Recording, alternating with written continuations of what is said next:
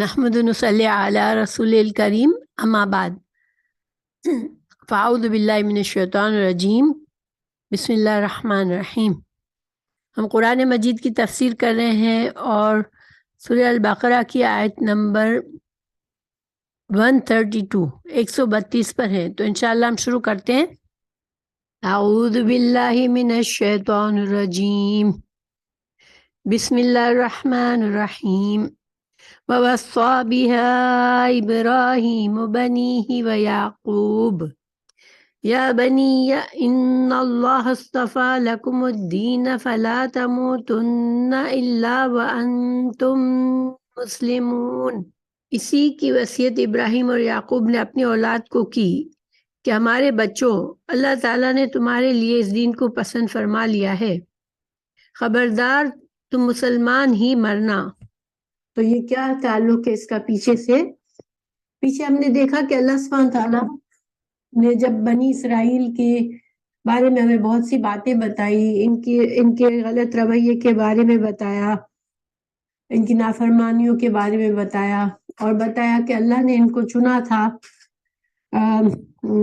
ایک ایسی قوم بنایا تھا کہ جو خود بھی اللہ کے دین پر چلے اور دوسروں کو بھی چلائے۔ اور یہ بنی اسرائیل کو اللہ نے ایک مثال کے طور پر پیش کیا مسلمانوں کے لیے، کہ جب اللہ نے بتا دیا کہ حضرت آدم علیہ السلام کے وقت سے اللہ تعالیٰ نے بہت سے انبیاء بھیجے ہیں، اور تمام انبیاء جب آئے تو انبیاء کے پیروکاروں کو، اس قوم کو انبیاء کی بات کو ماننا ہے اور اس کی مدد کرنا ہے، اور اللہ کے دین کو قبول کرے گا اس کو آخرت میں کوئی غم اور خوف نہیں ہوگا، اور جو انکار کرے گا، نافرمانی کرے گا، کفر کرے گا، تو پھر اس کو اس کی سزا ملے گی۔ اس کے بعد اللہ تعالیٰ نے ہمیں ایک قوم کی مثال دی جس کو اللہ نے چنا تھا اس عظیم مقصد کے لیے کہ اللہ نے ان کے درمیان بہت سے انبیاء بھیجے، اور ان کو اللہ تعالیٰ نے ہدایت کا پورا سامان دیا، لیکن انہوں نے کئی بار اللہ کی نافرمانی کی، اور کئی بار اللہ کی طرف سے ان کو سزا ملی۔ اب اللہ تعالیٰ چونکہ جب رسول اللہ صلی اللہ علیہ وسلم کا مشن شروع ہوا، آپ کو نبوت ملی، تو جو قریش تھے وہ اپنے آپ کو اور اسماعیل علیہ السلام کی اولاد کہتے تھے، اور وہ کہتے تھے ہم حضرت اسماعیل کے دین پر ہیں، اور وہ حج بھی کرتے تھے، لیکن حج کرنے میں انہوں نے خانہ کعبہ میں بت رکھے تھے بہت سارے، اور اس کے گرد طواف بھی کرتے تھے، یعنی ساتھ ساتھ شرک کرتے تھے۔ اور یہود اور نصارہ کا بھی یہ دعویٰ تھا کہ ہم ابراہیم علیہ السلام کے اولاد میں سے ہیں، اور ہم حضرت ابراہیم اور حضرت یعقوب کے دین پر ہیں۔ تو اللہ تعالیٰ یہاں پر ان کے اس دعوے کی نفی کر رہا ہے کہ اگر تم واقعی ان کے دین پر ہو تو دیکھو کہ ابراہیم اور یعقوب نے کیا کیا تھا مرتے وقت، یا اپنے بچوں کو کیا نصیحت فرمائی تھی۔ تو یہ تعلق ہے یہاں پر پیچھے سے اس آیت کا۔ تو ہم اس کا ترجمہ پڑھتے ہیں۔ وَوَصَّى، اور وصّا، ہم اردو میں ایک لفظ بولتے ہیں وصیت۔ وصیت کب کی جاتی ہے؟ جب کوئی اس دنیا سے رخصت ہو رہا ہوتا ہے تو اپنے اولاد کو وصیت کرتا ہے کسی چیز کا، تو وصیت کا واو صاد صاد اس کا روٹ ورڈ ہوتا ہے، اور اس کا مطلب کیا ہوتا ہے؟ لفظی مطلب اس کا ہے تعلیم اور تلقین کرنا، کسی چیز کو کا مل جانا، ٹھیک ہے۔ اب جب انسان دنیا سے رخصت ہوتا ہے تو وہ نصیحت کرتا ہے اپنی اولاد کو، اور کچھ ہدایات دیتا ہے کہ میرے بعد یہ کرنا، میرے بعد یہ کرنا، تو وہ اس کو پھر وصیت کہا گیا، کیونکہ جو وصیت ہوتی ہے وہ بھی ایک طرح سے تعلیم اور تلقین ہوتی ہے، جس میں اخلاص ہوتا ہے، ایک انسان اپنی اولاد کو کچھ سمجھا کر جاتا ہے، اور اولاد کو یہ کام اس کے مرنے کے بعد کرنا ہوتا ہے۔ تو وصا، وصیت کی، بیہا، بی ساتھ، ہا اس کے، ابراہیم، ابراہیم نے، بنی ہی، بنی کا مطلب ہوتا ہے بنین تھا اصل میں، ٹھیک ہے، بنین، بنین کا مطلب ہوتا ہے بیٹے، جمع ہے، ابن کی جمع بنین ہوتی ہے، پر یہاں پر نون کس لیے گر گیا کہ یہاں ضمیر جب لگاتے ہیں نا اس طرح سے کہ اپنے بیٹوں کی، تو ضمیر لگانے کے لیے نون گرایا ہے، ٹھیک ہے، تو بنی ہی اپنے بیٹوں کی، یعقوب، اور یعقوب علیہ السلام نے بھی وصیت کی اپنے بیٹوں کو، یعنی کہ حضرت ابراہیم نے مرتے وقت اپنے بیٹوں کو وصیت کی تھی، اور یعقوب نے بھی وصیت کی تھی، کس چیز کی؟ یا بنیا، انہوں نے کیا کہا تھا؟ وعلیکم السلام ورحمۃ اللہ، یا بنیا، اے میرے بیٹو، ٹھیک ہے، ان اللہ، بے شک اللہ تعالی نے، اصطفیٰ، ہم حضرت صلی اللہ علیہ وسلم کو مصطفیٰ بھی کہتے ہیں نا، مصطفیٰ کا کیا معنی ہوتا ہے؟ جس کو چن لیا گیا ہو کسی خاص مقصد سے، خالص کر لیا گیا ہو، تو یہاں اصطفیٰ، چن لیا، اللہ نے تم کو چن لیا، لکم، تمہارے لیے، لا اور کم دو الفاظ ہیں یہاں پر، لکم، تمہارے لیے، الدین، الدین، دین کے کیا معنی ہوتا ہے؟ لفظ دین دال یا نون سے بنتا ہے، اس کے دو معنی ہوتے ہیں، عمل اور بدلہ، تو دنیا میں انسان عمل کرتا ہے اور تو آخرت میں اس کے لحاظ سے بدلہ اس کو ملتا ہے، اس لیے ہمارے دین کو دین کہا جاتا ہے، کیونکہ ہم اپنے دین کے مطابق عمل کرتے ہیں اور اسی کے مطابق ہمیں آخرت میں جزا بھی ملے گی، تو اللہ نے تمہارے لیے دین، زندگی گزارنے کا طریقہ، جس مذہب پر تم کو رہنا ہے اس کو اللہ نے چن لیا ہے، فلا تموتن، فلا، پس، لا تو نہیں، تموتن موت سے ہے، اور تا کا مطلب یہاں تم ہے، تم کو موت آئے، اور یہ نون پر جب آخر میں تشدید ہوتی ہے تو وہ تاکید کے لیے ہوتی ہے، تم کو ہرگز موت نہ آئے، الا، مگر، اور یہ واو جو ہے حال بتا رہا ہے، واو کے تین جگہ پر واو کے تین طریقے سے معنی آتے ہیں، ایک واو کا مطلب ہوتا ہے اور، ایک واو کا مطلب ہوتا ہے کہ اس حال میں کہ، یعنی حالیہ ہوتا ہے، حال بتا رہا ہوتا ہے کہ تمہارا حال ایسا ہو، انتم، کہ تم، مسلمون، کہ تم مسلمان ہو، اسلام کی حالت پر ہو تم، تو تمہیں موت اس وقت تک نہ آئے جب تک تم اسلام کی حالت میں ہو، اور اس کا مطلب کیا ہوا کہ تم اپنی زندگی اسلام کے طریقے پر گزارنا، کیونکہ انسان کو اپنی موت کا بھروسہ نہیں ہوتا نا کب آئے گی، تو جب ہمیں یقین رکھنا ہے کہ ہمیں مسلمان بن کے مرنا ہے، تو نیچرلی ہمیں کیا کرنا پڑے گا کہ ساری زندگی مسلمان بن کے رہنا پڑے گا، تو یہاں پر حضرت ابراہیم، حضرت یعقوب علیہ السلام نے کیا فرمایا کہ اللہ تعالیٰ نے تمہارے لیے اسلام کو چن لیا ہے as a then, as a طریقہ، زندگی گزارنے کا طریقہ، تمہارا مذہب کے طور پر، تمہارے طریقے کے طور پر، تو تم جو ہے تم اس حالت میں مرنا کہ تم مسلمان ہو، اس کے بغیر تمہیں مسلمان کے علاوہ کسی اور حالت میں مت مرنا، گویا کہ انہوں نے ان کو تاکید کی اپنی اولاد کو کہ ساری زندگی اسلام پر گزارنا۔ اب یہاں اہم بات یہ ہے سوچنے کی کہ ابراہیم علیہ السلام اور یعقوب علیہ السلام تو رسول اللہ صلی اللہ علیہ وسلم سے بہت پہلے تھے،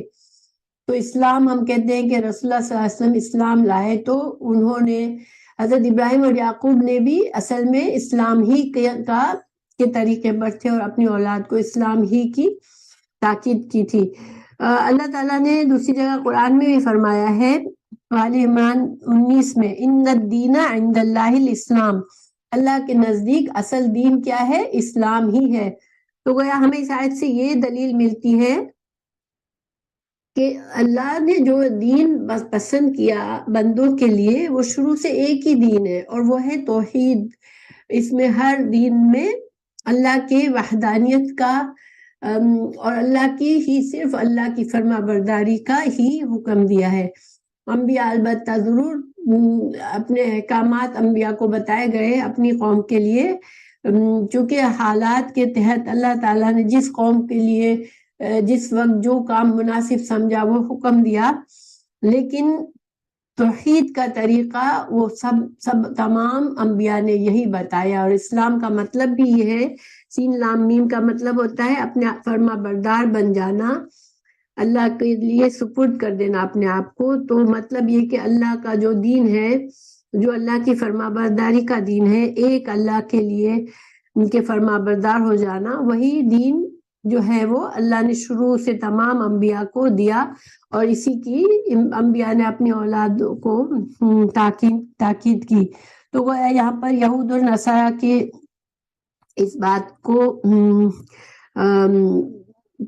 کو جٹلایا جا رہا ہے, اور قریش کو بھی, کہ اللہ تم سب سمجھتے ہو کہ تم دین ابراہیم پر ہو, مگر دین ابراہیم تو اسلام تھا, اللہ کی فرما برداری کا دین تھا, وہی دین جس کو اللہ نے, اللہ کے نزدیک اصل دین ہی وہی ہے, اسلام ہے. تو اسی کی انہوں نے اپنے انبیاء نے اپنی بچوں کو بھی تاکید کی تھی. تو گویا مطلب کیا ہوا کہ اللہ تعالیٰ نے یہ جھگڑا پیدا نہیں کیا مذہب کا, جو آج دنیا میں 3 بڑے مذاہب ہیں, یہودیت اور نصرانیت اور اسلام. اللہ تعالیٰ کے پیدا کیے ہوئے نہیں ہے یہ ڈفرینسز. اللہ تعالیٰ نے نہیں کہا تھا کہ تم یہودی بن جانا, تم عیسائی بن جانا. اللہ نے سب کو اسلام ہی کا حکم دیا تھا. تو یہ مطلب ہے اس آیت کا, کہ چونکہ یہودی اور نصارہ جب اسلام آیا تو ان کا یہ دعویٰ تھا کہ ہم تو اپنے باپ دادا کے دین پر ہیں, تو ان کو بتایا گیا کہ تمہارے باپ دادا کا دین جو تھا وہ اسلامی تھا. پھر اللہ تعالیٰ آگے ابھی یہی مضمون چل رہا ہے, یا کنتم تھے تم, شہداء شین ہادا, شاہد کس کو کہتے ہیں, جو حاضر ہوتا ہے, جو گواہ ہوتا ہے, کوئی وقت کسی کام کے وقت میں موجود ہوتا ہے. تو شاہد, کیا تم موجود تھے, کیا تم گواہی دیتے ہو. اور گواہی کون دیتا ہے, جو کہ جس نے ایک چیز کو دیکھا ہوتا ہے اسی کو پیش کر دیتا ہے, جو سامنے سب کے سامنے, کہ ہاں یہ چیز صحیح ہے, یہ میں نے دیکھی ہے. تو اللہ تعالیٰ فرما رہے ہیں, ان سے پوچھ رہے ہیں کہ کیا تم موجود تھے, جب حاضر ہوئی یعقوب کو موت, یعنی کہ یعقوب علیہ السلام کے موت کے وقت کیا تم حاضر تھے. جب قالا, کہا اس نے, لی بنی ہی کتنے الفاظ ہیں, لیے, بنی بیٹوں سے, ہی اپنے, 3 الفاظ ہیں, ٹھیک ہے. جب کہا تھا حضرت یعقوب علیہ السلام نے مرتے وقت, ماں کس کی, تعبدونا آئین بادہ عبد, عبادت کرنا, اور تا جو ہے اس کا مطلب تم عبادت کرو گے, اور واؤن جمع کے لیے ہوتی ہے, فعل مضارع ہے یہ. تم کس کی عبادت کرو گے, من سے بعدی کتنے الفاظ ہیں یہ, بعدی, یا آخر میں ہے, بعد بے آئندہ, بعد یعنی کہ کسی چیز کے بعد, اور یا میرے, یا ایک متکلم ہے, یہ ضمیر ہے, میرے بعد تم کس کی عبادت کرو گے. حضرت یعقوب علیہ السلام نے اپنے بچوں سے پوچھا تھا بلا کر کہ اب میں مر رہا ہوں, تو تم میرے مرنے کے بعد تم کس کی عبادت کرو گے. قالو, تو انہوں نے کیا کہا تھا, نعبدو, ہم عبادت کریں گے. نعبدو میں ہم کا معنی کہاں سے آتا ہے, عین بادال سے, عبد عبادت کرنا, نعبدو نون سے, ماشاءاللہ سوا, نون سے ہم عبادت کریں گے, یہ بھی فعل مضارع ہے, ہم عبادت کریں گے, الہ کا, الہ اللہ کا, تیرے اللہ کی, یعنی جس کی تو عبادت کرتے ہیں ہم اسی کی عبادت کریں گے. وَإِلَٰهَ, اور اللہ کی, آبائی کا, آبا ابن کی جمع ہے, آبا و اجداد ہم اردو میں بھی بولتے ہیں نا, باپ کی جمع, آبا یعنی کہ باپ دادا مطلب ہے, ٹھیک ہے. تمہارے آبا و اجداد کی, یعنی تمہارے باپ دادا نے جس کی عبادت کی, جس اللہ کی, ہم اسی کی عبادت کریں گے. پھر انہوں نے نام بتائے, ابراہیم, حضرت یعقوب کے بیٹوں کے کا تعلق حضرت ابراہیم سے کیا تھا، کیا رشتہ تھا؟ حضرت ابراہیم علیہ السلام سے حضرت یعقوب کے بیٹوں کا کیا رشتہ تھا؟ حضرت یعقوب جو تھے وہ پوتے تھے حضرت ابراہیم کے، حضرت اسحاق کے بیٹے تھے، اور اسحاق حضرت ابراہیم کے بیٹے چھوٹے بیٹے تھے، حضرت اسماعیل بڑے بیٹے تھے، تو اسحاق کے بیٹے یعقوب تھے. ہاں، اور یعقوب کی اولاد جو تھی تو پردادا، حضرت ابراہیم پردادا لگتے تھے یعقوب علیہ السلام کی اولاد کے. تو انہوں نے کہا اے ہمارے بابا، ہمارے ابا، ہم تیرے اللہ کی عبادت کریں گے، تیرے الہ کی، اور اس الہ کی جس کی عبادت تیرے آبا و اجداد نے، یعنی کہ ابراہیم نے، و اسماعیل، اور اسماعیل نے، و اسحاق، اور اسحاق نے کی تھی، الہن، الہ واحدن، ایک ہی الہ. تو یہاں پر جب حضرت یعقوب علیہ السلام نے اپنے اولاد سے پوچھا کہ تم میرے بعد کس کی عبادت کرو گے، تو انہوں نے نہ صرف یہ کہا کہ ہم تیرے اللہ جس کی تو عبادت کرتا ہے اس کی کریں گے، بلکہ انہوں نے کیا کہا کہ جس کی عبادت تیرے باپ نے، تیرے دادا نے، تیرے بڑے، یعنی کہ چاچا کیا کہتے ہیں اس کو، بڑے بھائی، باپ اسحاق علیہ السلام چھوٹے بھائی تھے، اسماعیل علیہ السلام بڑے بھائی تھے، تو ان کے عیسایہ تھے. یہاں پر بڑی سوچنے کی بات ہے کہ حضرت اسماعیل تو ان کے تایا تھے، لیکن انہوں نے ان کا نام پہلے لیا کیونکہ حضرت ابراہیم کے پہلے بیٹے تھے وہ، تو انہوں نے صرف اپنے دادا اسحاق کا نام نہیں لیا بلکہ اپنے دادا کے بڑے بھائی کا بھی نام لیا. اب یہاں پر اس میں خاص مصلحت کیا ہے کہ دیکھیں یہودیوں کو جب حضرت رسول اللہ صلی اللہ علیہ وسلم آئے تو رسول اللہ صلی اللہ علیہ وسلم کو ماننے میں کیا اعتراض تھا کہ یہ اسماعیل علیہ السلام کی اولاد میں سے ہے اور یہ اسحاق کی اولاد میں سے نہیں ہے، یعقوب کی اولاد میں سے نہیں ہے، اس لیے ہم نہیں مانتے. تو یہاں پر اللہ تعالیٰ ایک طرح سے بتا رہے ہیں کہ تمہارے حضرت یعقوب کے بیٹوں کو کوئی پرابلم نہیں تھا، حضرت اسماعیل سے کوئی حسد نہیں تھا، کوئی بغض نہیں تھا، جس طرح تم نے بغض کیا کہ یہ حضرت محمد صلی اللہ علیہ وسلم اسماعیل علیہ السلام کے بیٹے ہیں تو ہم ان کو نہیں مانتے. ان کو یہ بغض نہیں تھا، انہوں نے تو ان کا نام اپنے دادا سے بھی پہلے مینشن کیا کہ ہم ابراہیم، اسماعیل اور اسحاق کے الہ کی عبادت کریں گے. ٹھیک ہے، گویا کہ تمام انبیاء جو تھے اسماعیل اور اسحاق، یہاں پر یہود اور نصارہ کو بتایا جا رہا ہے کہ اسماعیل اور اسحاق بھی اسی الہ کی عبادت کرتے تھے، ایک ہی الہ کی عبادت کرتے تھے، ابراہیم بھی اسی کی کرتے تھے. تم نے کیوں الگ الگ سے ساری اپنی شریعتیں الگ الگ بنا لی ہے، تم نے کیوں اپنے اپنے مذہب بنا لیے، وہ تو سارے ایک ہی مذہب پر تھے، ایک ہی دین پر تھے. تو یہاں پر ایک رسول اللہ صلی اللہ علیہ وسلم کی حدیث بھی ہے، آپ نے فرمایا کہ تمام انبیاء کی جماعت جو ہے وہ اولاد اللاتی ہے، ان کی مائیں مختلف اور باپ ایک ہے اور ان کا دین ہی ایک ہی ہے. تو گویا کہ جس طرح سے ایک باپ کی اولاد ہوتی ہے، چاہے اس نے زیادہ شادیاں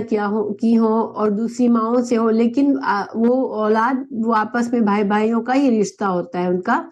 ایک ہی باپ کے بیٹے ہوتے ہیں. تو اسی طرح تمام انبیاء بھی ایک ہی دین لے کر آئے تھے اور ان کا معاملہ ایسا تھا جیسے کہ ایک باپ کی اولاد ہو، کہ وہ اللہ کی فرما برداری کا ہی سب سے میسج لے کر آئے تھے. تو یہاں پر ایک طرح سے یہودیوں کو ڈانٹ پلائی گئی کہ تم کہتے ہو، وہ کہتے تھے کہ یعقوب علیہ السلام نے ہم کو وصیت کی کہ ہم اس کے دین پر رہیں، اس لیے ہم یہ اپنا دین نہیں بدل سکتے. تو اللہ تعالیٰ نے ان کو یہاں ڈانٹا ہے کہ تم یعقوب کی بات کر رہے ہو، تو تم موجود تھے کیا کہ یعقوب نے تم سے وصیت کی تھی؟ کیا تم سن رہے تھے اس کی بات؟ کیونکہ وہ اس نے تو اللہ جانتا ہے، اور اللہ بتا رہا ہے کہ یعقوب علیہ السلام نے تو اپنے بیٹوں کو اسلام کی وصیت کی تھی، نہ کہ یہودیت کی وصیت کی تھی. یہ مطلب ہے یہاں پر اس آیت میں. ٹھیک ہے، تو انہوں نے نہ صرف یہ کہا کہ ہم اسماعیل، ابراہیم اور اسحاق علیہ السلام کی الہ کی اور تیرے الہ کی عبادت کرتے ہیں، بلکہ کیا کہا تھا، وَنَحْنُ، اور ہم، لہو، اس کے لیے، مسلمون، ہم اسی الہ کے لیے فرما بردار ہیں، مکمل فرما بردار ہیں، جس کے فرما بردار ہمارے باپ دادا تھے۔ تو انشاءاللہ یہ آیت کلیئر ہوگی۔ پھر آگے ہم بڑھتے ہیں۔ تلکا، یہ، امتن، امت، لفظ امت جو ہے قرآن میں 4 معنی میں استعمال ہوا ہے، ٹھیک ہے۔ امت ایک گروہ کے لیے بھی استعمال ہوا ہے، امت امام کو بھی کہا گیا ہے، جیسے حضرت ابراہیم کو امت کہا گیا ہے ایز اے امام کے طور پر، اور امت جو ہے جیسے ہم کہتے ہیں امت مسلمہ، تو یہ گروہ کے طور پر استعمال ہوا ہے۔ اچھا، امت کا ٹائم کے معنی میں بھی استعمال ہوا ہے، زمانہ جس کو ہم کہتے ہیں، تو اس کے معنی میں بھی استعمال ہوا ہے، اور طریقے کے طور پر بھی استعمال ہوا ہے۔ اور اصل میں امت جو ہے لفظ حمزہ میم سے بنا ہے، اور ماں، لفظ ماں بھی اسی سے بنا ہے۔ تو ماں، جس طرح ماں جو ہے وہ اصلاح کا ذریعہ ہوتی ہے اپنی اولاد کے لیے، اور امام بھی اسی سے بنا ہے، تو امام بھی اپنی پیروکاروں کی اصلاح کرتا ہے۔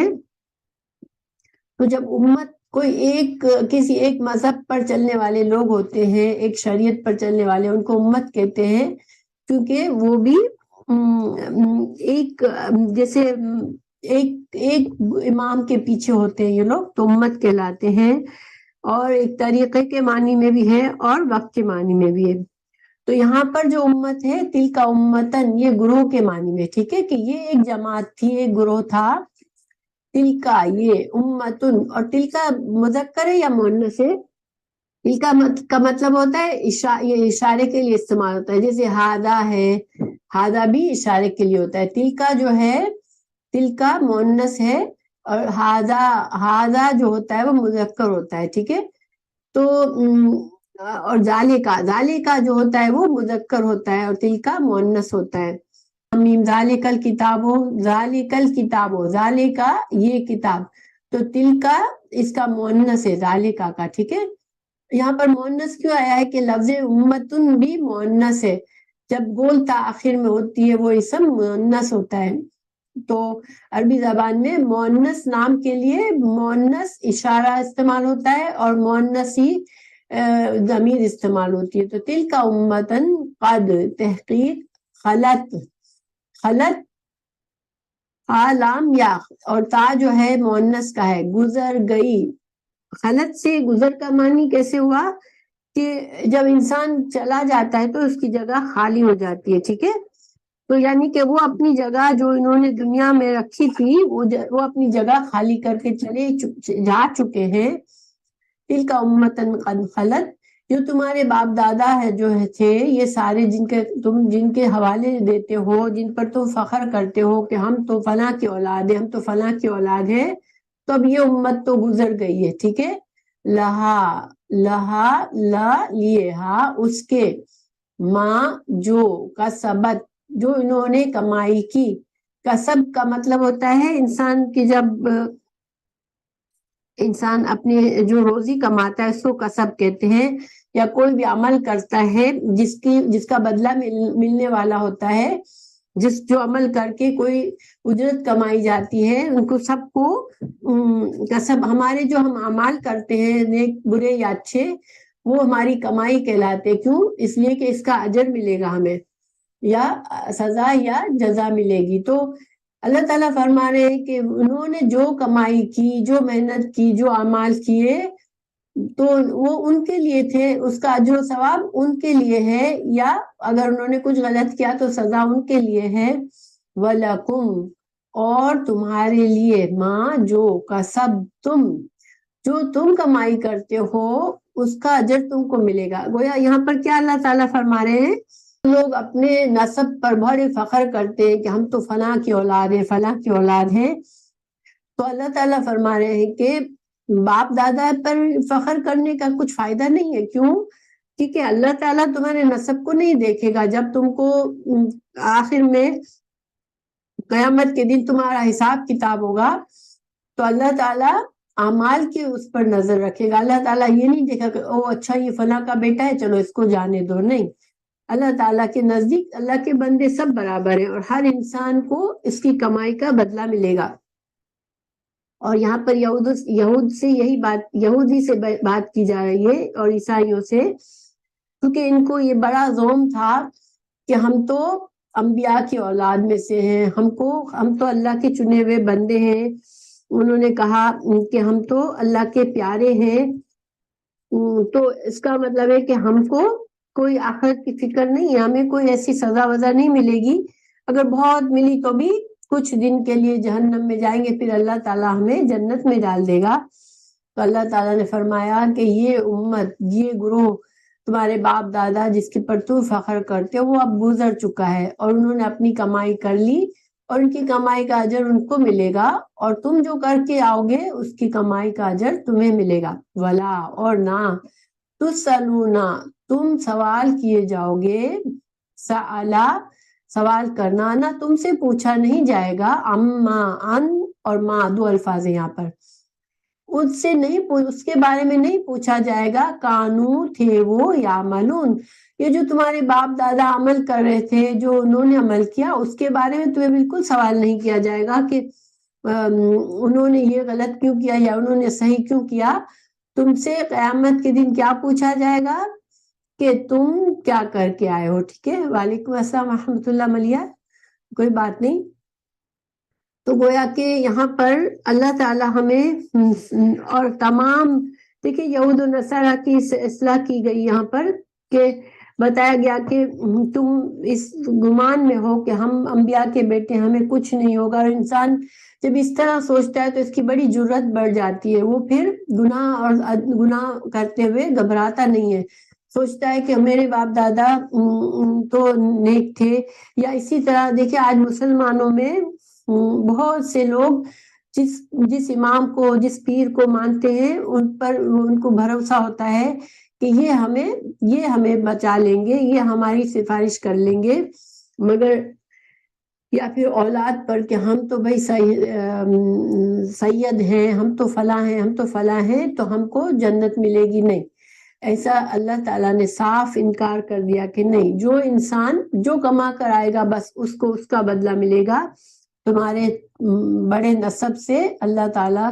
کوئی تمہیں جنت نہیں دے گا. تو اور یہ کیوں خاص طور سے کہا گیا؟ کیونکہ ان کی جو سب سے بڑی وجہ تھی لاپرواہی کی اور گناہ کی، اور ان کو جو بڑی جرت سے وہ انکار کرتے تھے اللہ کے نبی کا، تو ان کو اصل میں اپنی نسب کا گھمنڈ تھا بہت زیادہ کہ ہمارے اندر اللہ نے اتنے انبیاء بھیجے، ہم تو اولاد ہیں انبیاء کی اور ہمیں تو کچھ بھی نہیں ہونا. لیکن آج مسلمان بھی کچھ کم نہیں ہے اور مسلمان بھی اسی طرح سوچتے ہیں. اصل میں اللہ تعالیٰ نے ہمیں جو دین دیا ہے ہمیں اس کو صحیح سیکھنا ہے اور اس کے مطابق ہمارا عمل کرنا ہے، تو ہمارے لیے بس ہمارے ساتھ ہمارا عمل جائے گا، ہمارا نسب، ہمارا مال، ہماری اولاد کوئی نہیں جائے گی. جب انسان قبر میں جائے گا تو ہر چیز کو پیچھے چھوڑ کے جائے گا، صرف اس کا عمل اس کے ساتھ جائے گا، اور قبر میں بھی اس کے نیک اعمال اس کی حفاظت کریں گے، اور آخرت میں بھی جب پلسرات پر بھی انسان چلے گا تو اس کے اعمال ہی کی روشنی اس کو دی جائے گی جس کے ذریعے وہ کامیابی سے پلسرات کو پار کرے گا. پھر اللہ تعالیٰ فرما رہے ہیں وقالو، اور انہوں نے کہا، کونو، ہو جاؤ، ہدن یہودی او یا نصارا، تہتدو، ہدایت سے ہے، تہتدو، تم ہدایت پا جاؤ گے. تو یہود اور نصارہ مسلمانوں کو کیا کہتے تھے کہ تم اس مذہب کو چھوڑو، کونو، ہو جاؤ، ہدن، یہودی یا نصارہ بن جاؤ تو تم کامیاب ہو جاؤ گے، تم کو ہدایت مل جائے گی. اللہ تعالیٰ نے کیا فرمایا؟ قل، یا رسول اللہ آپ کہہ دے، بل، نہیں، بلکہ ملتا، طریقہ، ابراہیم کا، حنیفن، جو یکسو تھے. دیکھیں یہاں ملت کا لفظ دوسرے معنی میں آیا ہے، اوپر ملت کا لفظ گروہ کے معنی میں آیا، تلک امتن قد خلت، وہ یہ گروہ گزر چکا. یہاں ملت کس معنی میں آیا ہے؟ ملت طریقے کے معنی میں آیا ہے، ٹھیک ہے؟ تو دوسرا معنی یہیں پر آپ کو مل گیا. یہ قل بل نہیں، بلکہ طریقہ ابراہیم حنیفن، جو کہ حنیف تھے، یکسو تھے. حنیف کیا ہوتا ہے؟ حنیف وہ ہوتا ہے جو غلط راستے سے ہٹ کر سیدھے راستے پر آ جائے، تمام طریقوں کو چھوڑ کر، تمام دین کے تمام طریقوں سے ہٹ کر دین حق کی طرف جو آ جاتا ہے وہ حنیف ہوتا ہے. اور حضرت ابراہیم علیہ السلام کو اللہ تعالیٰ نے ہمیشہ حنیف کہا. حنفی ابراہیم حنیفن، ابراہیم علیہ السلام کے طریقوں کو کیا کہا؟ یکسو تھے، وہ صرف اللہ کی طرف، اللہ ہی کے لیے انہوں نے زندگی گزاری، اللہ کی فرما برداری میں زندگی گزاری. تو اللہ تعالیٰ نے ان کے جب یہود اور نصارہ نے کہا کہ تم یہودی بن جاؤ، تم نصارہ بن جاؤ تو تم کامیاب ہو جاؤ گے، اللہ نے کیا فرمایا؟ نہیں، جو حضرت ابراہیم کا طریقہ ہے وہ صحیح طریقہ ہے. وہ یکسو تھے، وہ ایسے مسلمان تھے جو اللہ کے بالکل مکمل فرما بردار تھے. تو وما کانا، اور نہیں تھا، من المشرکین، وہ مشرک نہیں تھے. حضرت ابراہیم علیہ السلام مشرک نہیں تھے، مشرکوں میں سے نہیں تھے. کوئی اللہ تعالیٰ بتا رہے ہیں کہ یہود اور نصارہ نے اپنے مذہب میں شرکیاں چیزیں شامل کر لی. حضرت عیسیٰ کو الہ بنا لیا، تو یہود نے حضرت عزیر کو الہ بنا لیا، تو ان کے اندر شرک آ گیا. لیکن شرک حضرت ابراہیم کو تم سمجھتے ہو کہ تم حضرت ابراہیم کے طریقے پر ہو، تو نہیں، حضرت ابراہیم تو یکسو تھے، ایک اللہ کی عبادت کرنے والے تھے. قولو، اب اللہ تعالیٰ مسلمانوں سے خطاب فرما رہے ہو، کہو، تم سب کہو، آمنا، ایمان لائے ہم. آمنا کتنے الفاظ ہیں؟ آمنا،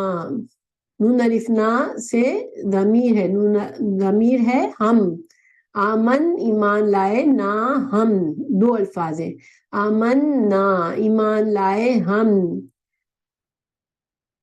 باللہ اللہ پر، وما اور جو، انزلہ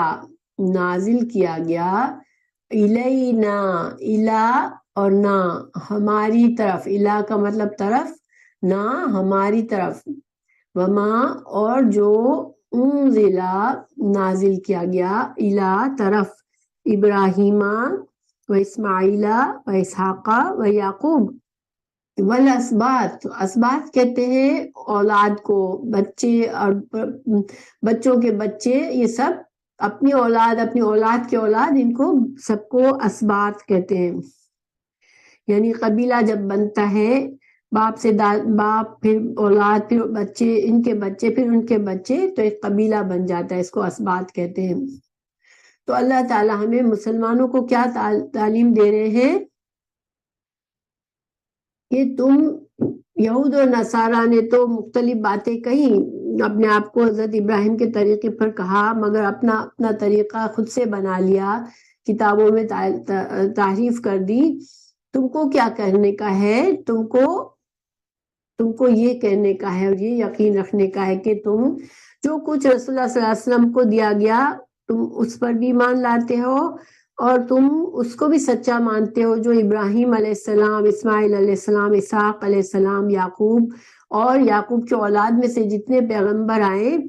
وما اور جو، اوتیا دیے گئے، موسیٰ علیہ السلام، و عیسیٰ علیہ السلام، وما اور جو، اوتیا دیے گئے، النبیون اور انبیاء، من ربہم،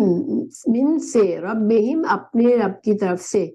کوئی اب اسلام کا عقیدہ کیا ہے کہ اللہ تعالیٰ ہم سے کیا کہتا ہے کہ ہمیں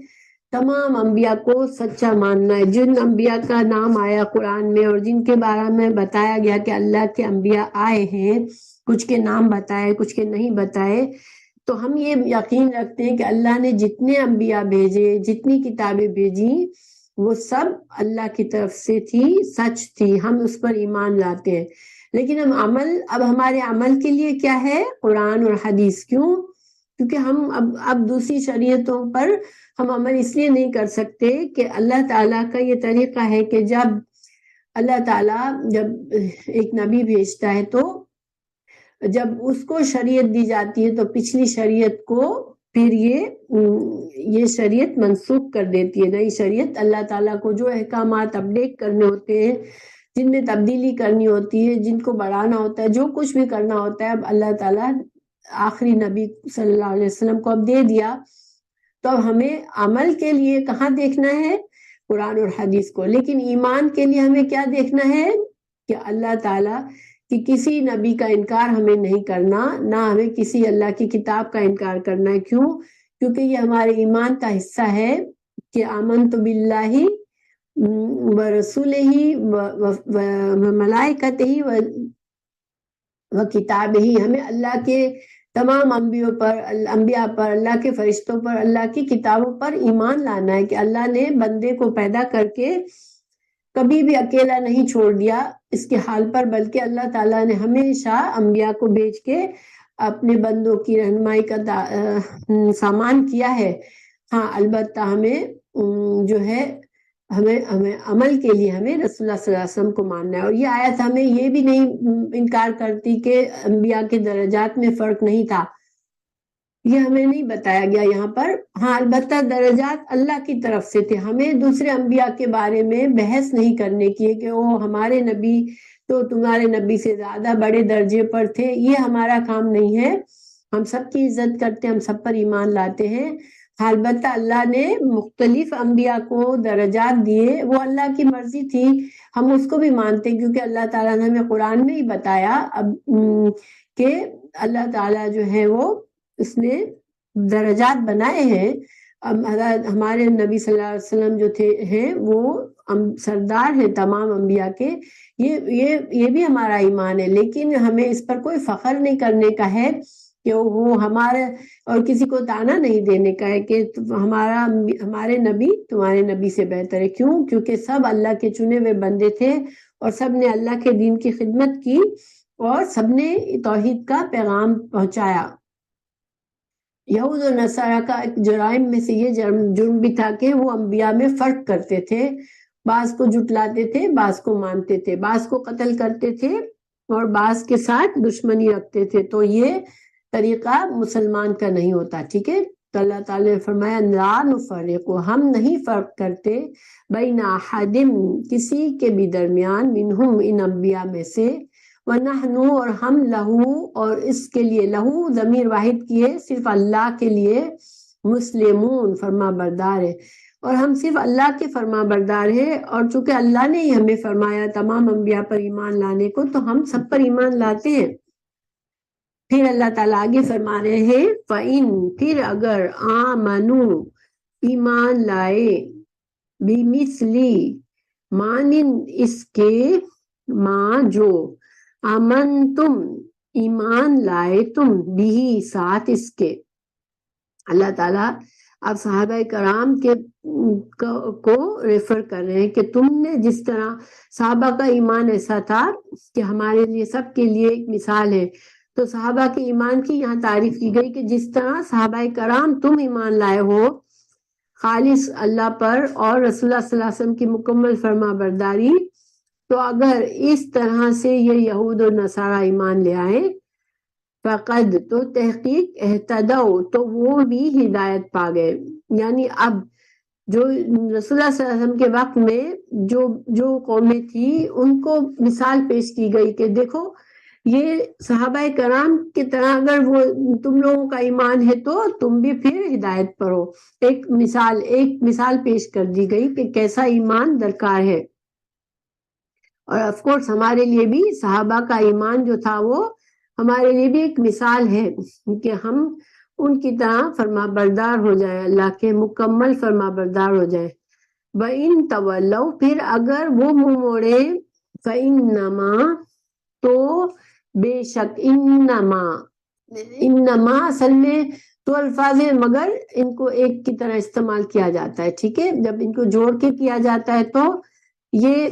فرق کیا ہوتا ہے انا میں اور انما میں، کہ انا کا مطلب ہوتا ہے بے شک، انما کا مطلب ہوتا ہے بے شک صرف یہی بات ہے، ٹھیک ہے، یعنی کسی ایک بات کو خاص حصر پیدا کرنا ہوتا ہے کہ کوئی اور بات نہیں ہے، بس صرف یہی بات ہے، تو انما لایا جاتا ہے۔ تو بے شک کوئی اور بات نہیں بلکہ بے شک یہ بات ہے کہ ہم وہ فی میں شقاق، شقاق شین قاف قاف، شق کا مطلب ہوتا ہے پھاڑنا، کسی چیز کے دو ٹکڑے کر دینا۔ تو مخالفت بھی جب انسان کسی کی کرتا ہے تو جماعت کو توڑ دیتا ہے، ٹھیک ہے، ایک جماعت کے لوگ اگر ایک دوسرے سے مخالفت کرتے ہیں تو جماعت کو توڑ دیتے ہیں، اس لیے شقاق مخالفت کے معنی میں یہ آیا ہے کہ وہ اگر تمہاری طرح ایمان نہیں لاتے صحابہ کرام تو پھر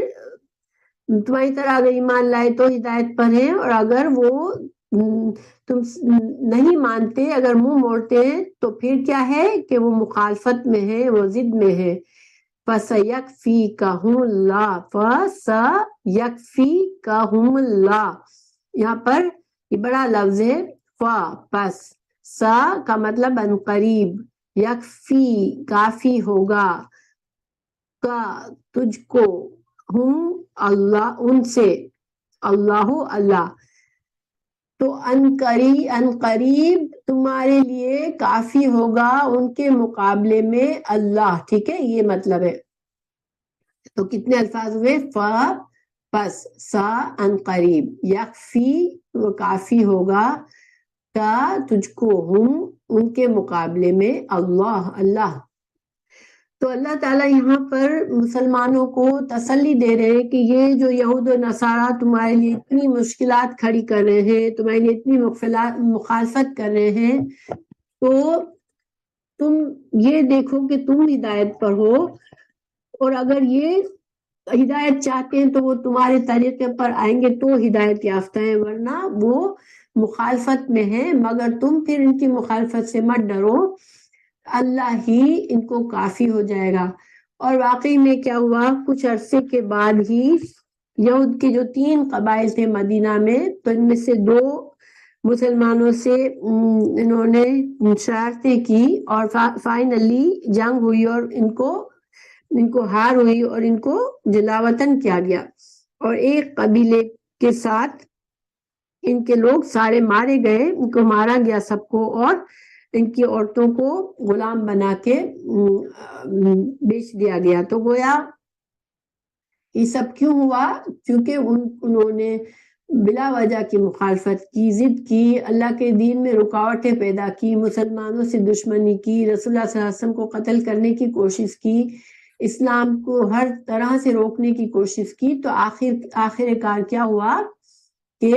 اللہ ان کو کافی ہو گیا، اللہ نے ان کی جڑ اکھاڑ دی وہاں سے۔ وہ ہوا، اور وہ السمیع سننے والا ہے، العلیم علم والا ہے۔ پھر اللہ تعالیٰ آگے فرما رہے تمام لوگوں کو ایک طریقہ بتایا کہ دین کا طریقہ اصل میں کیا ہوتا ہے، صبغہ کا مطلب ہوتا ہے رنگ کرنا، ایک چیز کا ایک رنگ ہو، اس کے اوپر دوسرا رنگ چڑھانا، ٹھیک ہے، تو صبغہ رنگ، اللہ کا، یہاں پر صبغہ کا مطلب دین ہے اللہ کا، ٹھیک ہے، کیونکہ جب دین اللہ کا دین انسان اخلاص کے ساتھ اپناتا ہے تو اس کے چال ڈھال، کردار، اس کے پہننا اوڑھنا، ہر چیز اللہ کی مرضی کا ہو جاتا ہے، اس کے اوپر ایسا دین کا رنگ چڑھتا ہے کہ دیکھنے والے کو پتہ چلتا ہے کہ واقعی یہ اللہ کے بندے ہیں۔ ایک مسلمان اگر ہر کام، اپنا چلنا پھرنا، اپنا کردار، اخلاق، اپنا مذہب، اپنا طور طریقہ، سب اگر دین کے طریقے پر لے آئے گا تو ہمیں اس کی پہچان فوراً نظر آتی ہے۔ تو یہاں صبغہ کا لفظ اللہ نے دین نہیں کہا بلکہ صبغہ کہا، گویا کہ یہاں پر اشارہ یہ ہے کہ تم جب اخلاص کے ساتھ دین میں اس طرح سے آ جاؤ کہ تمہارا ہر چیز، تمہارا ہر رنگ ڈھنگ، اخلاق، عادات سب اسلام کے مطابق ہو جائے، تو وہ تم اللہ کے دین پر ایسے ہو۔ اور پھر ومن، اور کون، احسن زیادہ اچھا ہے، من اللہ اللہ کے مقابلے میں اللہ سے بڑھ کر صبغہ رنگ میں، یعنی کہ اللہ کے دین کا رنگ تمہارے اوپر چڑھ جائے، تم اللہ کے دین میں مکمل طور پر آ جاؤ، اس سے بہتر کون سا دین ہے؟ یعنی مطلب کوئی بھی دین نہیں ہے اس سے بہتر، کوئی بھی طریقہ نہیں ہے اس سے بہتر۔ تو تم کیا کہو، وَنَحْنُ اور ہم، لہو اس کے لیے، عابدون، اے مسلمانوں تم کیا کہو کہ ہم تو اللہ ہی کی خالص عبادت کرنے والے ہیں، اور تم اللہ کے دین کے رنگ میں رنگ جاؤ، ٹھیک ہے، کیونکہ اس سے بہتر کوئی رنگ نہیں ہے۔ یہاں پر عیسائی لوگ جو ہے وہ بیپتائز کرتے ہیں، تو ایک طرح سے وہ کیا کرتے ہیں، ایک زرد رنگ کا پانی ہوتا ہے، تو ہر بچے کو جب وہ پیدا ہوتا ہے تو اس کے اوپر تھوڑا سا ڈالتے ہیں وہ پانی، اس کو چکھاتے ہیں، گویا کہ اب وہ اس کے اوپر عیسائیت کا رنگ چڑھ گیا، ٹھیک ہے۔ تو اسی طرح کوئی اگر کوئی اور عیسائی نہیں ہوتا، اب عیسائیت میں آتا ہے تو اس کو بیپتائز کیا جاتا ہے۔ تو یہ انہوں نے ایک طریقہ بنایا کہ عیسائیت کے رنگ میں رنگ جاؤ، اللہ نے کہا نہیں، سب سے بہترین رنگ اللہ کے دین کا رنگ ہے، اور تم اسی پر رہو، اور تم کہہ دو کہ ہم اللہ کے خالص عبادت کرنے والے ہیں۔ تو اللہ تعالیٰ ہمیں بھی اپنے دین میں اس طرح سے داخل کر دے کہ ہمارے اوپر اللہ کے دین کا رنگ چڑھ جائے پوری طرح، اور ہمارا چلنا پھرنا بولنا اٹھنا سب چیز اللہ کے دین کے مطابق ہو جائے، تو انشاءاللہ ہم کامیاب ہیں۔ اللہ تعالیٰ ہمیں ہمارے لیے آسان کر دے۔ خود کو مسلمان کہنا تو آسان ہے، لیکن آج بہت سے مسلمان یہود و نصارہ والی تمام مسٹیکس کر رہے ہیں، ان کے اندر تمام ایسی باتیں آ گئی ہیں۔ اللہ کے لیے خالص عبادت کرنا اور شرک نہ کرنا، یہ بہترین طریقہ ہے۔ پھر اللہ تعالیٰ آگے فرما رہے ہیں، قل یا رسول اللہ آپ کہہ دیجئے، اتحاجوننا، کیا تم حاجو حجت بازی کر رہے ہو، جگڑ رہے ہو نہ ہم سے۔ اللہ تعالیٰ کہہ رہے کہ تم ان یہود و عیسائیوں سے کہو کہ کیا تم ہمارے ساتھ جھگڑا کر رہے ہو فی اللہ، اللہ کے بارے میں، وہوا، حالانکہ وہ، واو یہاں پر حالانکہ کے معنی حالیہ حال ہے، ٹھیک ہے، یہ واو اور کے معنی میں نہیں بلکہ حالیہ ہے، یعنی کہ حالانکہ مطلب حال یہ ہے کہ وہ ربنا، وہ اللہ تو رب ہے ہمارا،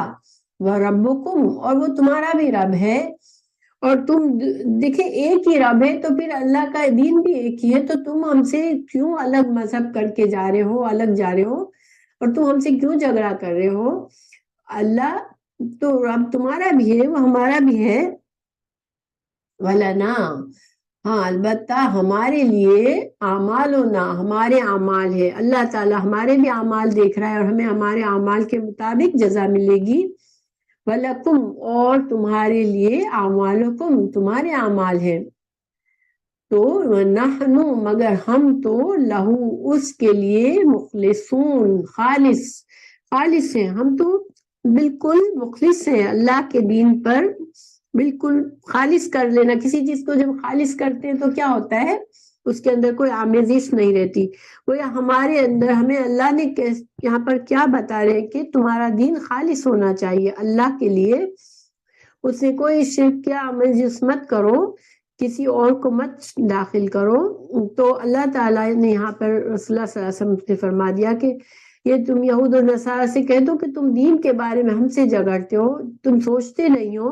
کہ تم بھی تو اسی الہ کی عبادت، تم بھی خود کو اسی الہ کے بندے کہہ رہے ہو، اسی کے کو رب مانتے ہو، ہم بھی اسی کو رب مانتے ہیں، پھر جھگڑا کیسا؟ اللہ نے تو ایک ہی دین دیا ہے ہم کو، سب کو۔ اللہ تعالیٰ ہمارے اعمال بھی دیکھ رہا ہے، تمہارے اعمال بھی دیکھ رہا ہے، مگر ہم تو اپنی کوشش خالص ہو کے اللہ کے لیے کرتے ہیں۔ پھر اللہ تعالیٰ آگے فرمائے، تم ان سے یہ بھی کہو، یا تقولون، کیا تم ہم سے کہتے ہو، یعنی اے یہود اور نصارہ، کیا تم ہم سے کہتے ہو، ان بے شک ابراہیم علیہ السلام، و اسماعیل علیہ السلام، و اسحاق، و یعقوب، والاسباط، اور یعقوب علیہ السلام کے اولاد، کانو، تھے وہ، ہدن، یہودی، او نصارہ، کیا تم ہم سے یہ کہہ رہے ہو اے یہود اور نصارہ کہ اس ابراہیم، اسماعیل، اسحاق، یعقوب اور ان کے اولاد سب یا تو یہودی تھے یا نصارہ تھے؟ قل کہہ دیجئے انتم کیا تم، حمزہ مطلب کیا، انتم تم، عالمو زیادہ علم رکھتے ہو، ام یا اللہ اللہ، گویا یہ تو اللہ کے بندے تھے اور یہ گزر گئے، اور وہ کون سے دین پہ تھے اللہ زیادہ جانتا ہے، اور اللہ نے ہمیں بتا دیا کہ وہ خالص اللہ کے دین پر تھے، تو تم ان کو اپنا، تم کہتے ہو کہ ہم ان کے پیروکار ہیں، ہم ان کے دین پر چل رہے ہیں، تو کیا تم اس کا مطلب ہے کہ یہودیت اور نصرانیت تم کو انہوں نے دی تھی، تم یہ کہہ رہے ہو؟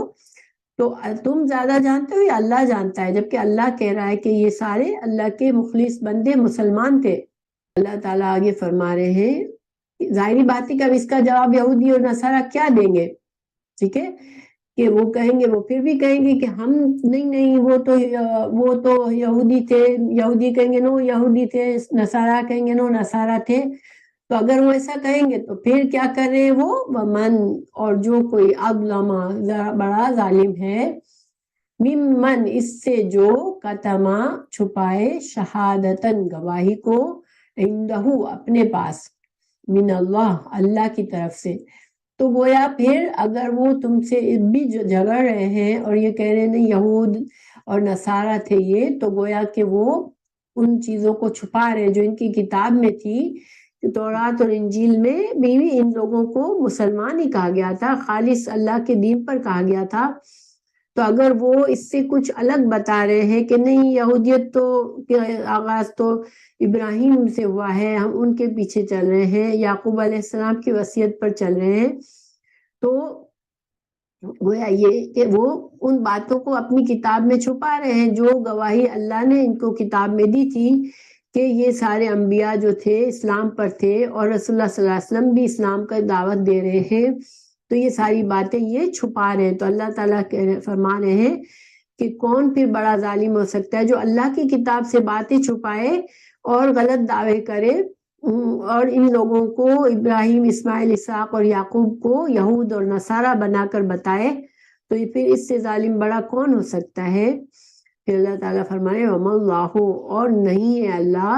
بغافل غافل عما اس سے جو تعملون تم جو عمل کر رہے ہو،